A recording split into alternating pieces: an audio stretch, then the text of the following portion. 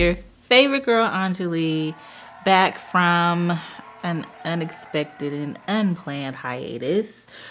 Back with another episode with Chic Life. Now, before I get into what happened, what was going on, and all of that, do me a favor. Go ahead and like this video. Go ahead and share it with your homegirl or your homeboy if you feel like he could relate. And subscribe because listen, the way life be life in these days, I don't know how consistent I'm going to be with these videos for real. I'm going to just be honest. However, when I do drop these episodes, if you're subscribed, you'll get the notification and you can stay up with what's going on. Cool. So, this hiatus. Now listen, it all started with taking a 2-week break so we could have time to record the rest of the season, get it all planned out and mapped out so we could drop them, get it all out the way. And none of that happened. None of it happened like that. And I don't know how life goes for you, but that just seems to be how life goes for your girl. Okay? So, during this unexpected, unplanned hiatus, I have found that, man, I have some more healing to do because I'd say maybe the past year or two, I've been in this kind of like transition of life. Like things around me, people around me started to change and I started to change too. So I've been in therapy off and on, and I noticed once I actually found a really good therapist and I really started healing, started doing the work, started seeing stuff differently when things were changing and people were changing around me. You start to see things a little different. It's like the scales fall from your eyes. It's like you start questioning a lot of things like, something ain't right with that, right? So doing this podcast today, being transparent, like on a public level, is a struggle. Like the purpose of Chic Life is to create a space so women can be their best selves. And so that's been my journey. And so I'm like, well, if I could share what I've been through, the tests that I've overcome, in hopes if it resonates with you, you could take whatever tips I share and it works for you. Hey, we winning, right? Like we all can win. However, I find it sometimes really hard to go to that next level of transparency because, listen, pardon me, but when you share stuff, you expose yourself. You expose yourself to everything, not just to the people that support you, but to the people that always got something negative to say about you. I knew something was going on. You know what I mean? And sometimes it's hard to expose and to share and be vulnerable with people because these hoes will try you. These hoes will try you. And if you're trying to be in a place of healing and growth and trying to be who God calls you to be, sometimes it's hard to respond. Sometimes it's hard to turn the other cheek. So you're like, well, you know what? Nah, maybe it's best I don't share that because I don't want to put myself in that position. But what you do find is when you don't share, you're possibly, taking away a chance of somebody else's healing. You're taking away a chance of your testimony, helping somebody else get through whatever it is that they're going through. So your girl had to get it together. You got to tap into the fruit of the spirit, the long suffering, gentleness, meekness, kindness. Yeah. So with all that being said, going through the transition, deciding to share, I found during this point in time, the enemy, because, everybody want to talk about, the enemy. Well, what I found is the enemy in real life is actually my inner me. So, last couple years of life, transitioning, starting to heal, doing the work, seeing people and things around you that you're starting to question because, maybe all your life, you've believed certain things, you were raised a certain way, life experiences, tainted your perception. And so now you're starting to see things a little more clear and things differently. I realized when I started dealing with some stuff, I started to see people differently, things differently, the choices that I made differently, and starting to ask that question, well, why am I doing that? That's not right. Like, that's not good. Like, why are you continuing to agree to certain things you don't want to? Like, all of the questions, right? And, we talk about it. We say these things like, when you learn better, you do better.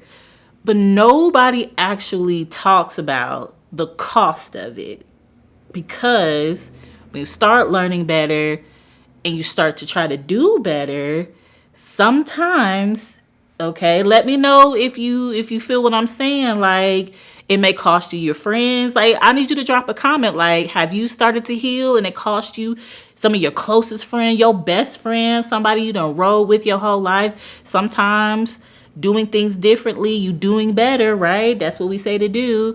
It costs you, like, your family, because sometimes your family don't understand what's going on with you. You tripping, you being dramatic, you being extra, or whatever it is that they say. Sometimes that means you have to change jobs or careers or any other extracurricular thing that you're used to doing, because when God starts to elevate you, he has to remove that weight that was holding you down, like the scripture talks about, like setting aside every weight and sin. Because, everything ain't a sin. Sometimes people, places, things are holding you down from God raising you up to the next level. And so when you start to try to do better, right, that's what it costs you. And let's be honest. Let's be honest with ourselves. Nobody wants to pay that cost all the time, especially when we talk about like your family, your friends, people that you've had in your life. You don't want to have to leave people behind, right? Because you're doing better. You want to take people with you, but then there's a cost to that too, right? You starting to pull and you're tugging, trying to bring people along with you because you want to see everybody flourish, right? You like me. Like, I want everybody to flourish. I want everybody to be healed. I want everybody to be whole and to do better. And truth is, maybe they don't want to. And that's their choice. Maybe they're not in the emotional maturity or intelligence to understand or be in that place with you right now.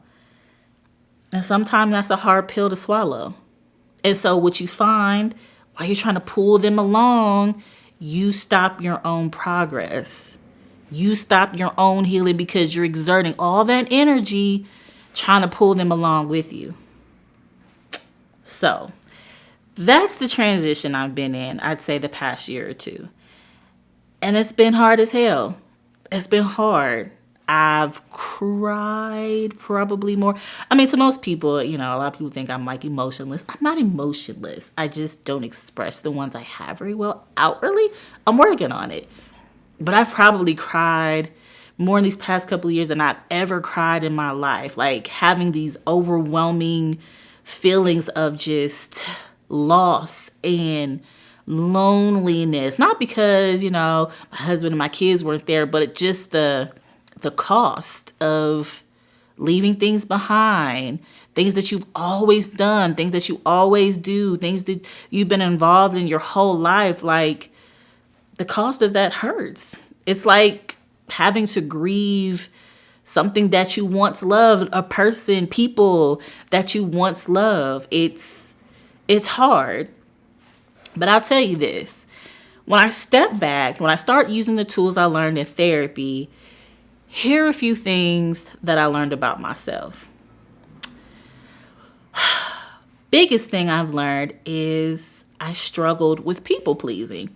Now, the therapist will talk about it, and I didn't necessarily understand it at first because I'm like, first of all, ain't nobody pleasing nobody. I ain't worried about kissing nobody's butt. That ain't got nothing to do with being a people pleaser like that. It wasn't until she gave me some information and I really dove into it that I understood what that was. And being a people pleaser, I learned that I also have a term coined by Jerry Flowers, lethal loyalty, which having both of those things have really messed me up, where I stayed in places, I've stayed in jobs, I've stayed in relationships like friendships for way too long, holding on to it into things that poured back into me minimally while I poured everything that I have. And so I follow this place on Instagram. It's called The Holistic Psychologist. If you need some inspirational content, I suggest going to IG. Follow The Holistic Psychologist because they share a lot of great content to really help you. And so they give these definitions of a people pleaser that I really want to share with you. So drop a comment if this is you, if you can relate to this. Drop a comment and say it's me. That's you talking to me right now. Okay. So it says people pleasers have the highest levels of anxiety because they're always monitoring how everyone feels. I'm like, yeah, that's me. Like, yeah. People pleasers were raised to believe that they have to emotionally monitor everyone around them. They struggle most with letting someone feel bad. They believe their role is to make everyone feel good and be happy. Sis, is that you? Because that's me. Like, no, I'm going to keep going. There's more. People pleasers begin as parent pleaser or family pleasers. They usually play the role of a cheerleader or a therapist to an overwhelmed parent or other family members or close people. Some play peacekeeper within their parents' toxic relationship, and this role continues in adulthood. Wait, there's more. Sometimes to an extreme degree where they put everyone else's needs before their own. This leads to fearing standing up for yourself, not expressing your true feeling, appeasing, I'm okay as long as you're okay, even when you're not. In romantic relationships, it could look like overgiving and staying with people who continue to hurt you or disrespect you. That idea of them leaving and allowing them to face the consequences of their actions feels overwhelming. Did I hit a nerve yet? Is this you? I need you to be honest. We're both being vulnerable with each other. If this is you, drop a comment that is me. Healing from people pleasing is about understanding our role as adults is not to keep people from feeling negative emotions. Our role as adults is to be responsible for our behavior and to have self-respect. This means protecting ourselves. At times, it's necessary for people in our lives to feel bad. That's how people learn and grow. At times, it's necessary for people in our lives to be disappointed and let down. And that's okay. It is okay. I'm telling you, as I tell me, it is okay. When we first set boundaries, we might feel selfish or like we're doing something wrong. This is a key sign that we're within people-pleasing patterns. Boundaries are healthy. That's how we keep ourselves safe. Now listen, that was a whole mouthful. But if you could relate to that, then these are some of the things that I'm talking about that I've dealt with. Like to the point to where it's like you start noticing that you're pouring into people that you love, your friends, your family, whatever it is. And you find that you're minimally being poured back into, like it's not reciprocal. Who is it? Was it Lauryn Hill talking about the reciprocity? Where is that? Where's it at for you? Like it's supposed to be give and take, not tit for tat, but it's supposed to be a reciprocal thing. And you find that now you're pouring from an empty cup. And now when you need to be filled, ain't nobody got nothing for you. Chances are you're a people pleaser. So another thing I realized is within that, I struggle to let my light shine.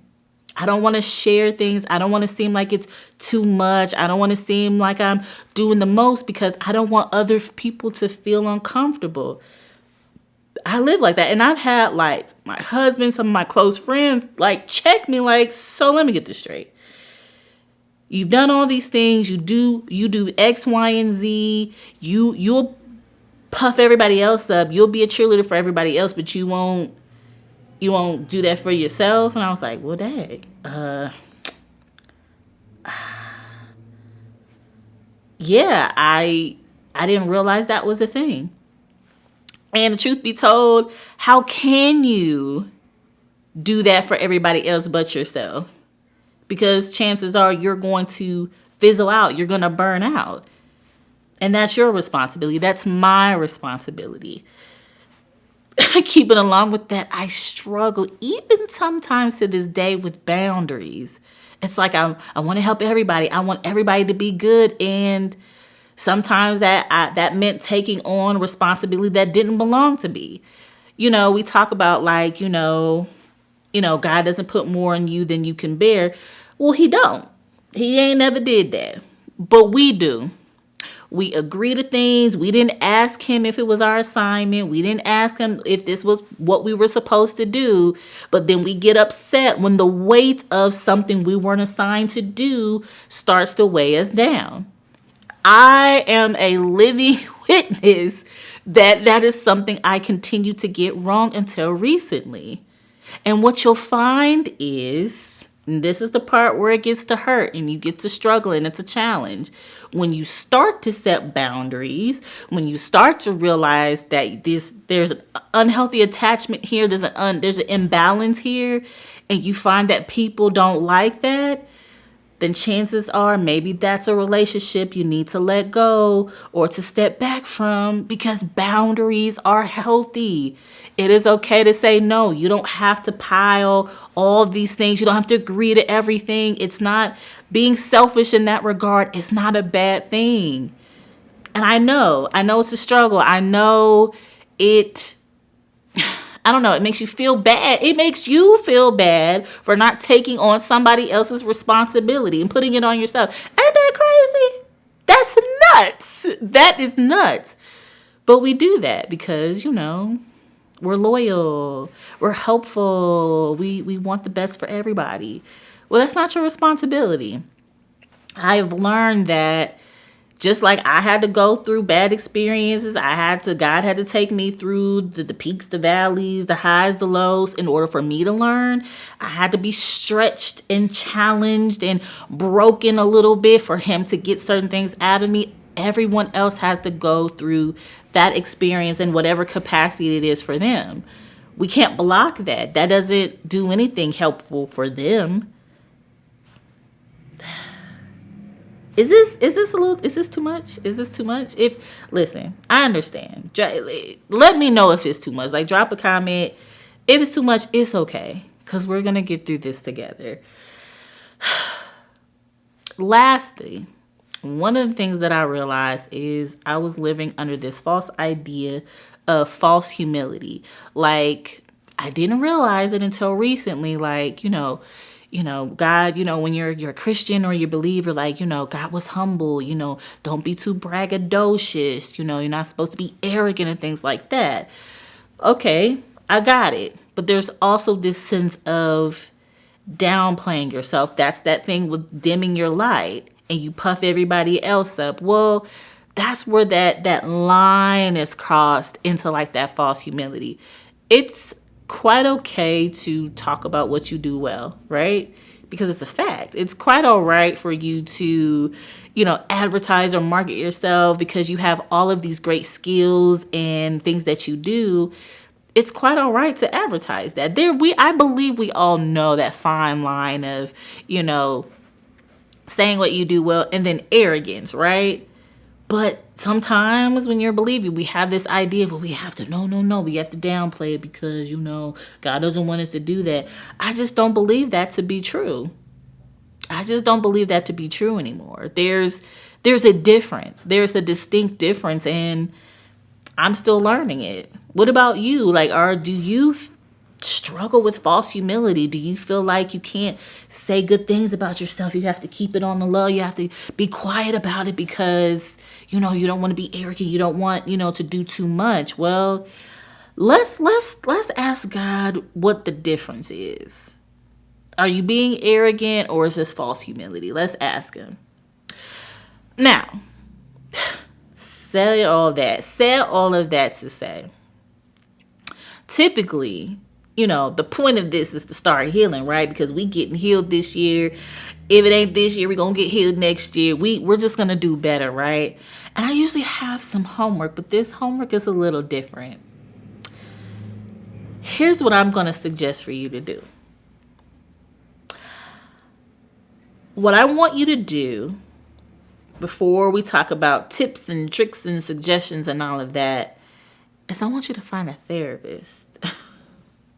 If you struggle with any of those things in a large capacity, even a small capacity, I want you to find a therapist. And I'm probably going to harp on this a lot because I think it's necessary for us right now to be better than what we were. I don't know about you, but I had to get off the hamster wheel. I had to stop going in the same cycle. Like you're moving, you're doing stuff, you're scurrying about, but you're not getting anywhere.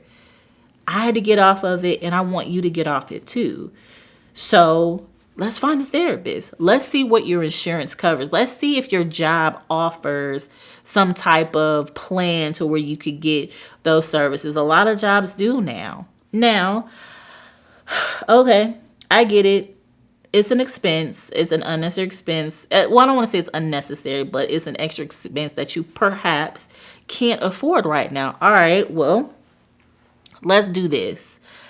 If you can't afford one right now, then the next thing we're going to do is we're going to get books, whether it's an audio book, whether it's a physical book or something on like your Kindle or an app, many ways to read it.